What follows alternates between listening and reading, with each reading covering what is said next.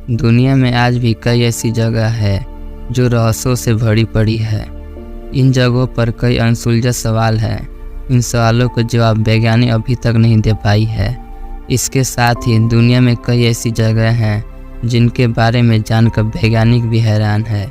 इन रहस्यों के बारे में जानकर लोग यकीन नहीं कर पाते हैं।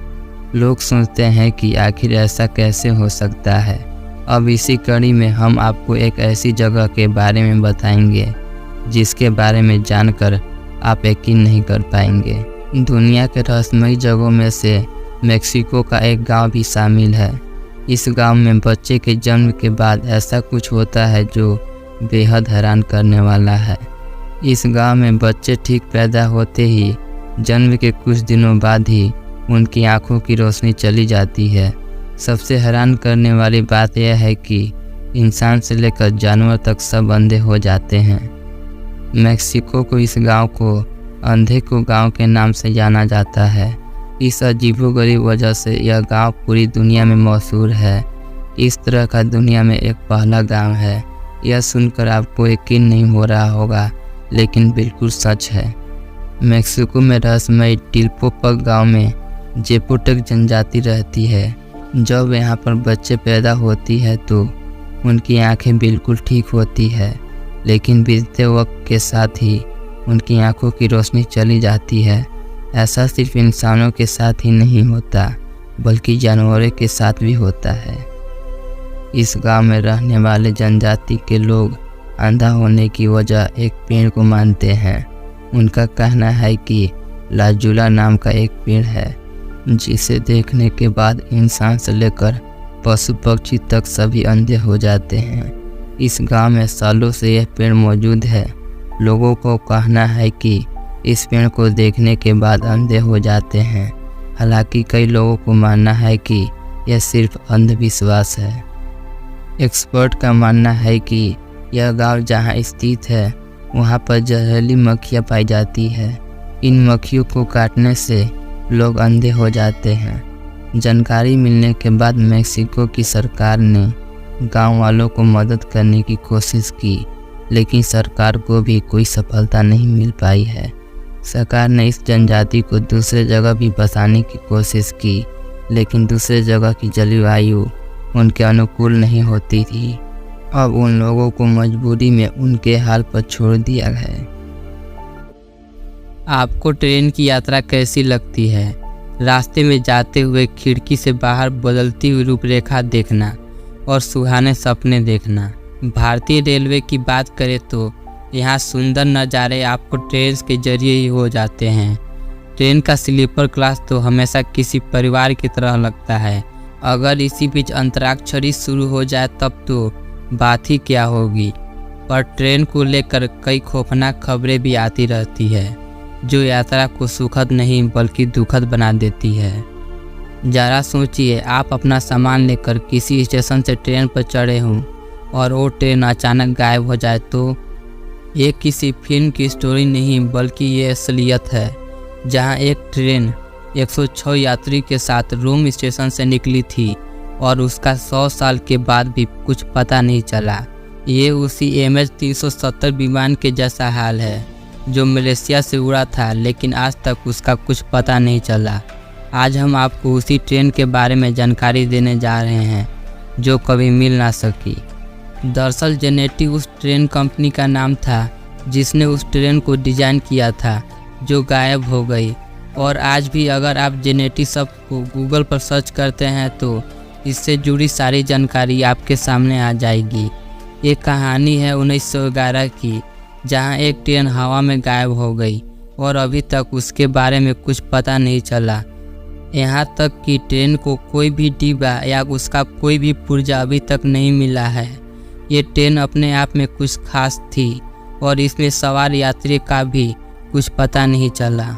ये ट्रेन रोम के मिलान से निकलकर एमेलिया रोमांग स्टेशन से होते हुए लोम्बार्डी जाने के लिए 1911 में निकली थी। दरअसल उस दौरान जेनेटी रेलवे कंपनी ने एक खास तरह की एड कैंपेन निकाली थी। उन्होंने एक टूरिस्ट ट्रेन के लिए एक लग्जरियस डिब्बे बनाए थे ये ट्रेन मिलान सहित लार्जियो, उमरिया, टक्सनी आदि रेलवे स्टेशन पर जाने वाली थी। कंपनी ने एक विज्ञापन निकाला था और लोगों को इस ट्रेन में यात्रा करने के लिए निमंत्रण दिया था। कंपनी ने पैसेंजर को मौका दिया लग्जरी ट्रैवल का मजा लेने का। उस दौरान एमेलिया से लेकर लोम्बार्डी तक के बीच में 1 किलोमीटर से ज़्यादा लंबी एक सुरंग थी। उस दौरान ये दुनिया की सबसे लंबी सुरंगों में से एक थी, जिन्हें पहाड़ काटकर बनाया गया था। जेनेटी ने 100 पैसेंजर और 6 लोग जो ट्रेन के स्टाफ के तौर पर काम कर रहे थे। मिलान से ट्रेन ने यात्रा शुरू की और इटली की खूबसूरती सीनरी को देखते हुए शैंपेन के साथ अपनी यात्रा को आनंद लेना शुरू किया। सब कुछ अच्छा जा रहा था और ट्रेन जब सुरंग के अंदर घुसने वाली थी तो वहाँ कुछ लोग मौजूद थे जो उस ट्रेन को देखने आए थे। सुरंग के दोनों तरफ लोग खड़े थे, लेकिन उस दिन जो हुआ उसने सभी को चौंका दिया। ट्रेन सुरंग के अंदर घुसी तो सही, लेकिन दूसरी ओर लोग उस ट्रेन को देखने के लिए इंतजार करते रह गए। कुछ समय बाद लोगों ने पुलिस को बुलाया और सुरंग के अंदर जाकर देखा गया तो सिर्फ 2 पैसेंजर मौजूद थे जिनकी दिमागी हालत ठीक नहीं थी। जो 2 पैसेंजर उस दिन उस ट्रेन से बच गए थे, उनमें से एक ने कभी कुछ नहीं कहा और जल्दी ही उसकी मौत हो गई थी। दूसरे ने कहा कि उसने सुरंग में घुसते ही एक अजीब सी आवाज़ सुनी थी और फिर सफ़ेद धुंध छा गई थी। ऐसा लगा जैसे हवा ने ट्रेन को अंदर समेट लिया है। वो पैसेंजर किसी तरह एक और आदमी के साथ ट्रेन से कूद पाया और वो कूदने के बाद बेहोश हो गया। इसके बाद किसी के बारे में कुछ भी पता नहीं चला और रेलवे ने उस सुरंग को बंद कर दिया। कई सालों तक इसके बारे में रिसर्च चलती रही, लेकिन कुछ भी पता नहीं चल पाया। कई लोग टाइम टेबल और ना जाने कैसी कैसी बातें बताते रहे, लेकिन अब तक किसी को भी पता नहीं चल पाया कि वो ट्रेन के साथ क्या हुआ। बाज पक्षी, जिसे हम ईगल या शाहीन भी कहते हैं, जिस उम्र में बाकी परिंदों के बच्चे चिचियाना सीखते हैं, उस उम्र में एक मादा बाज अपने चूजे को पंजे में दबोचकर सबसे ऊंचा उड़ जाती है। पक्षियों की दुनिया में ऐसी कठोर ट्रेनिंग किसी और की नहीं होती। मादा बाज अपने चूजे को लेकर लगभग 12 किलोमीटर ऊपर ले जाती है, जितने ऊपर हवाई जहाज उड़ा करते हैं, और वह दूरी तय करने में मादा बाज 7 से 9 मिनट का समय लेती है। यहाँ से शुरू होती है उस नन्हे चूजे की कठिन परीक्षा। उसे अब यहाँ बताया जाएगा कि तू किस लिए पैदा हुआ है, तेरी दुनिया क्या है, तेरी ऊंचाई क्या है, तेरा धर्म बहुत ऊंचा है। और फिर मादा बाज उसे अपने पंजों से छोड़ देती है। धरती की ओर ऊपर से नीचे आते वक्त लगभग 2 किलोमीटर उस चूजे को आभास भी नहीं होता है कि उसके साथ क्या हो रहा है। 7 किलोमीटर के अंतराल आने के बाद उस चूजे के पंख जो कंजाइन से जकड़े होते हैं वो खुलने लगते हैं। लगभग 9 किलोमीटर आने के बाद उनके पंख पूरे खुल जाते हैं। यह जीवन का पहला दौर होता है जब बाज का बच्चा पंख फड़फड़ाता है।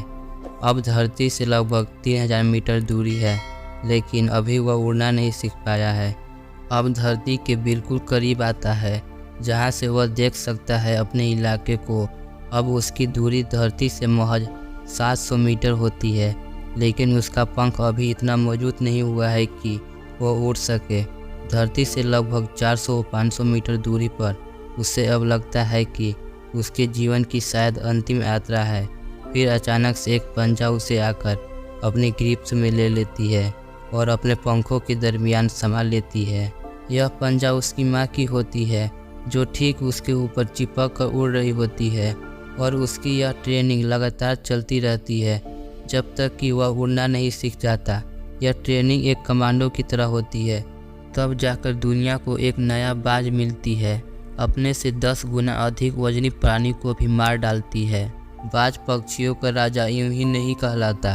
अपने शान शौकत और स्वाभिमान के लिए वह अनंत पीड़ा सहता है। सोचिए कि आप लॉन्ग ड्राइव पर जा रहे हो, रास्ते में कुलधारा गांव पड़ता हो, आप क्या करेंगे?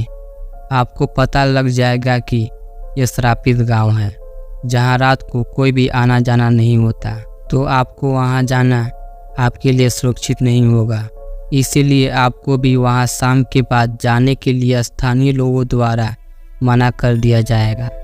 आइए समझते हैं इसके पीछे की कहानी, क्यों इस गांव को ऐसा श्राप मिल गया और क्यों यहाँ पर शाम के बाद कोई नहीं आता।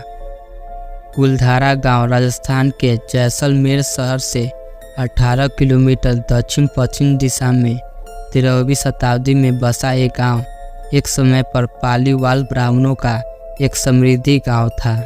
यहाँ रहने वाले ब्राह्मण पाली से आए थे, इसलिए पालीवाल कहलाए।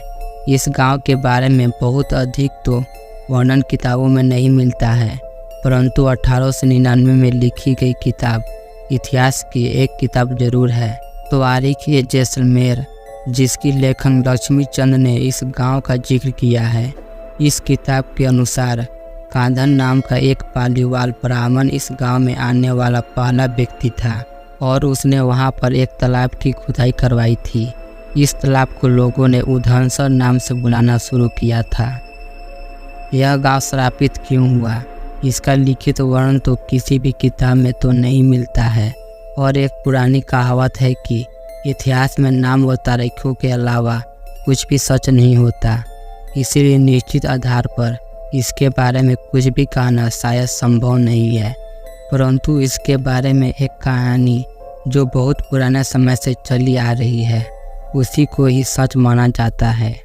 19वीं शताब्दी में इस गांव का और इसके आसपास के इलाके का कामकाज यहाँ के मुख्य शासक सलीम सिंह के हाथों में था, जो कि एक बदचलन इंसान था और गांव की बहू बेटियों पर अक्सर उसकी गंदी नज़र आती थी।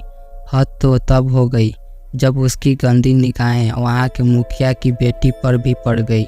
उसने गांव के लोगों को धमकी दी कि अगर उसकी बात मानकर वो लड़की उसे नहीं सौंपी गई तो वो भयंकर टैक्स लगाएगा। गांव के लोगों को डराने के लिए और उसने लड़की को सौंप देने की मजबूर करने के लिए अपने सिपाही भेजे। गांव वालों ने उन सिपाहियों को अगले दिन सुबह लौटने के लिए कहा और उसी दिन रात में ही गांव छोड़ दिया। लेकिन जाने से पहले पवित्र ब्राह्मण ने कुलधारा गांव को श्राप दे दिया कि उनके बाद इस गांव में कोई भी नहीं बस पाएगा। ऐसा देखा गया है कि जिन लोगों ने भी इस गांव को फिर से बसाने की कोशिश की है, उनको बेहद डरावने अनुभव हुए। खासकर कि रात में यहाँ पर कई अजीबोगरीब घटनाएं हुई थी, जिनके बाद लोगों ने यहाँ शाम के बाद आना ही छोड़ दिया। वैसे तो भारत सरकार ने इस गांव को लोकप्रियता देखते हुए यहाँ के पर्यटन को बढ़ावा दिया है और दिन में यहाँ तो काफ़ी लोग आते हैं, परंतु सूरज डूबने के बाद आज भी यह गांव पूरी तरह से सुनसान हो जाता है। इसलिए आप भी रात को अंधेरे में वहाँ बिल्कुल ना जाएं। दिलचस्प बात यह है कि हाल ही में एक नए तरीके का पर्यटन दुनिया भर में लोकप्रिय हो रहा है और वह एक डरावनी भूतिया जगहों को देखने का पर्यटन बन गया है। हमारा देश भी इससे अछूता नहीं है। प्रेतबाधित जगहों को देखने के लिए लोगों की दिलचस्पी बहुत बड़ी है। आजकल यह काम भारतीय पुरातत्व विभाग के संरक्षण में रहता है। यह कारण है कि कई अन्य भयानक डरावनी जगह की तरह कुलधारा को देखने के लिए काफ़ी सैलानी आते हैं, पर सिर्फ दिन में, क्योंकि शाम को सूरज ढलते ही यहाँ की सीमा पर रहने वाले, इसका ख्याल रखने वाले लोकल लोग और प्रशासन की तरफ से एंट्री गेट बंद कर दिया जाता है ताकि यहाँ रात के समय कोई आ ना पाए। अगर हमारी वीडियो आपको पसंद आई हो तो वीडियो को लाइक और चैनल को सब्सक्राइब जरूर कीजिएगा।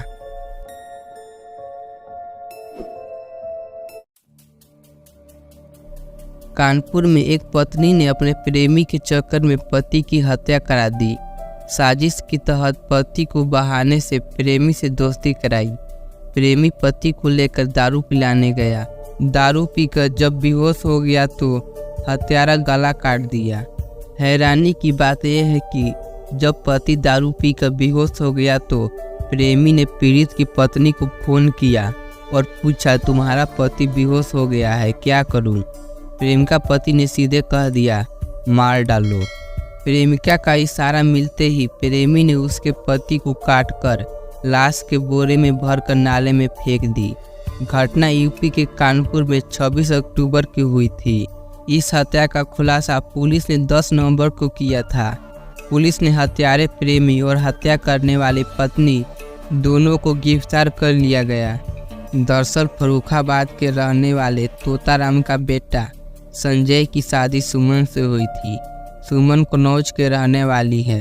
कुछ साल पहले जब दोनों में लड़ाई हुई तो संजय पत्नी को घर में छोड़कर गुड़गांव में रहने चला गया था। इधर पत्नी अपने बच्चों को लेकर कानपुर में रहने लगी, जिस दौरान उसका एक फैक्ट्री में काम करने वाले राजेश से जिस्मानी संबंध हो गया। इस दौरान पत्नी और पति ने समझौता भी हो गया तो इसने संजय को रहने के लिए गुड़गांव से कानपुर बुला लिया। अब सुमन को अपने प्रेमी राजेश के साथ ही अच्छा लग रहा था, इसलिए उसने सोचा कि किसी तरह संजय को रास्ते से हटाना होगा। 26 सितंबर को आरोपी दारू पिलाने संजय को अपने घर ले गया, जहां उसने संजय को ऐसी दारू पिलाई कि वह बेहोश हो गया। राजेश ने संजय की हत्या की और बॉडी को बोरे में भरकर नाले में फेंक दिया। संजय के अचानक गायब हो जाने पर संजय के पिता तोताराम ने पुलिस को खबर दी। पुलिस ने इस मामले में जब सुमन से पूछताछ की तो शुरुआत में वो मुकर गई। पुलिस को इस दौरान पता चला कि सुमन फैक्ट्री में संजय की तनख्वाह लेने पहुंच गई थी। पुलिस ने संजय के मोबाइल की सर्विलांस चेक किया तो पता चला घटना के समय वह राजेश के साथ था। राजेश ने रात में उसकी पत्नी को फ़ोन भी किया था। इसके बाद जब पुलिस ने राजेश को पकड़कर पूछताछ की तो सारा मामला खुल गया। राजेश ने बता दिया कि संजय की पत्नी के कहने पर मैंने संजय का खून किया है। संजय की पत्नी से मेरे संबंध 5 साल से है। फिर पुलिस ने संजय और उसकी पत्नी सुमन को गिरफ्तार कर लिया। अगर हमारी वीडियो आपको पसंद आई हो तो वीडियो को लाइक और चैनल को सब्सक्राइब जरूर कीजिएगा।